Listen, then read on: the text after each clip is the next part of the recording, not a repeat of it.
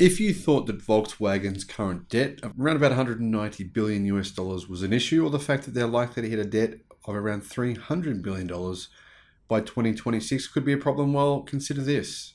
The Dieselgate scandal and its enormous ramifications for Volkswagen's bottom line and profit are still not over. In fact, Volkswagen has just had a request in France for a dismissal of its Dieselgate shenanigans unanimously rejected, meaning billions of dollars more in fines. This is a bit scary for the company, who was about to increase its debt by around $193 billion. Hello, my friends, and welcome to the channel. I'm the Electric Viking. Great to see you. Thank you for tuning in. Thank you so much for supporting us on Patreon. Of course, on GoFundMe with our campaign for my wife and her stage 4 cancer. If you'd like to send her a message or anything, she has received some flowers from a couple of you, which is so great. She got those this week at the clinic. Thank you so much. That was so kind of you, to whoever that was. I don't actually even know who did it, but there was 2 people that did it.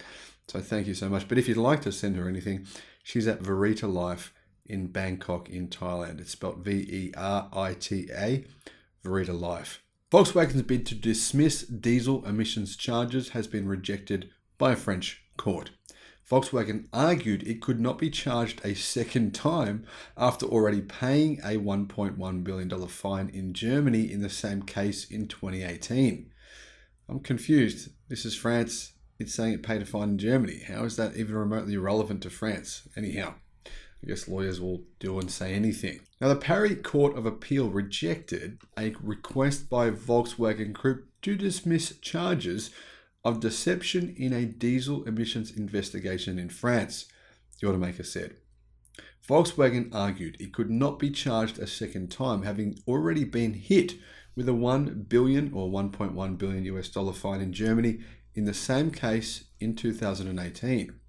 Volkswagen admitted in 2015 that about 11 million cars worldwide were fitted with software that cheated diesel emissions tests designed to limit nitrogen oxide or NOx car fumes between 2009 and 2015. So it basically was selling cars for 6 years all around the world, biggest or second biggest automaker during that period of time, which would cause significant problems to the environment, to your health. And it is true. Since then, we've learned that around 6 million people per year die primarily from fumes, from emissions from cars. Yes, those emissions do cause cancer. And as you can imagine, that's affected me. Probably affected, I think it's affected quite a few as well, based on the emails you've sent me. Thank you for contacting me, by the way.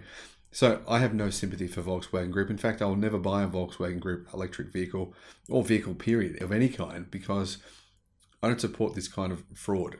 Now that I know what it does, now that I had personal experience with what it does, what emissions from, in particular, diesel cars do, I just can't support this company. And what's the point? What's the point in caring about that? Because there's plenty of other options. There's better choices. The scandal sparked the biggest business crisis in the company's history, costing the company more than 32 billion euros worldwide.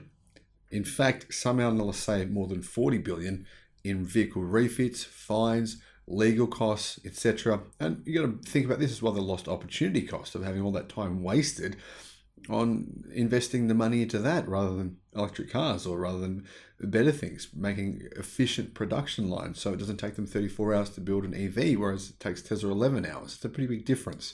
How do we know those numbers? The former CEO of Herbert Diess revealed that information when he was the CEO of the company, which is pretty cool that he did that. Now, obviously, this triggered a series of legal cases all around the world. In Australia, I'm sure you were involved in that. If you bought a Volkswagen vehicle, you received a small amount of compensation at some point. If you haven't, you should have.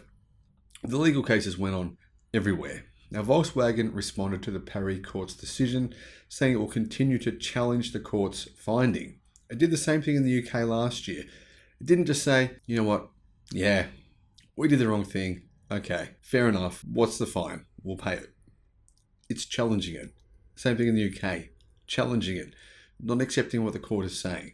That no, you did the wrong thing, you have to pay. Personally, I hate this kind of thing. The reason I hate it is because it's like this new age virus. What's the virus? It's people not admitting responsibility. It makes me very angry when people don't accept responsibility. When they do something wrong. When you do something wrong, the best thing to do, you say sorry, right? I honestly think most of the people who watch this channel, most of you guys and girls, you're older.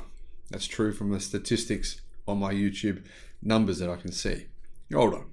And I think most of you are part of that culture where that's normal. You do something wrong, you apologize, you accept responsibility. For some reason, this new age virus has hit Volkswagen. Don't accept responsibility. Don't say sorry. Just pretend like you're not responsible. Someone else made me do it. I'm depressed. There's always some excuse, right? I hate that. To me, if you want to talk about toxic culture, that is a toxic culture. When you do the wrong thing, just say sorry. Volkswagen, admit what you did. Take responsibility. Pay the fine. Move on. Don't have this dragging over your heads for years. That's my thoughts anyway. What are your thoughts on this? Do you think that's a good strategy for life? Let me know in the comments. Thank you for watching. Bye-bye.